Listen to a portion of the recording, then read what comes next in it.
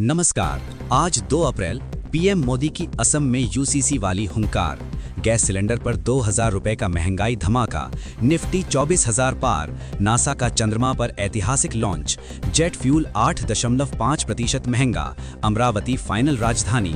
Iran का Google Microsoft को ultimatum. नए टैक्स नियम। कूपर कुनोली का आईपीएल धमाल और बंगाल में हिंसा की आशंका। क्या बदलेगा आज, देखिए पूरी अपडेट। असम ने पीएम मोदी की चुनावी हुंकार। प्रधानमंत्री नरेंद्र मोदी ने आज असम के गोगामुख और विश्वनाथ में विशाल चुनावी रैलियों को संबोधित किया। उन्होंने राज्य में भाजपा की हैट्रिक का दावा करते हुए वादा किया कि अगली सरकार असम में समान नागरिक संहिता यानी यूसीसी लागू करेगी और राज्य की पहचान की रक्षा करेगी। कमर्शियल गैस सिलेंडर की कीमतों में भारी उछाल। वित्त वर्ष के पहले ही दिन आम आदमी को महंगाई का झटका लगा है।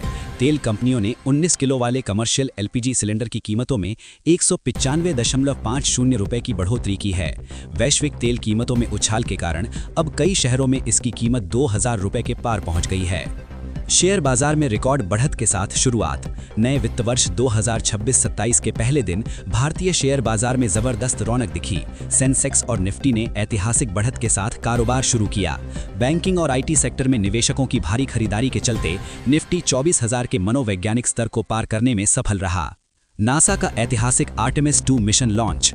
अंतरिक्ष विज्ञान में आज एक नया अध्याय जुड़ा जब नासा ने अपना आर्टेमिस 2 मिशन सफलतापूर्वक लॉन्च किया। लगभग 50 वर्षों के बाद 4 अंतरिक्ष यात्रियों को लेकर ये रॉकेट चंद्रमा के चारों ओर चक्कर लगाने के लिए रवाना हुआ, जो भविष्य के चंद्र मिशनों के लिए मील का पत्थर है। जेट फ्यूल की कीमतों में 8.5% की वृद्धि।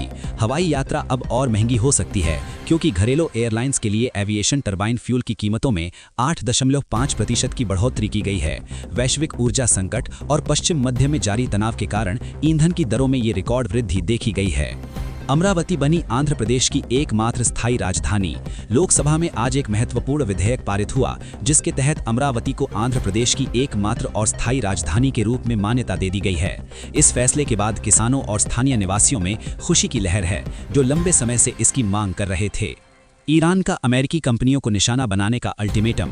पश्चिम मध्य में तनाव चरम पर है। ईरान ने गूगल और माइक्रोसॉफ्ट सहित 18 प्रमुख अमेरिकी कंपनियों को चेतावनी दी है कि यदि ईरान पर हमले नहीं रुके तो वो उनके डिजिटल इंफ्रास्ट्रक्चर को निशाना बनाएगा।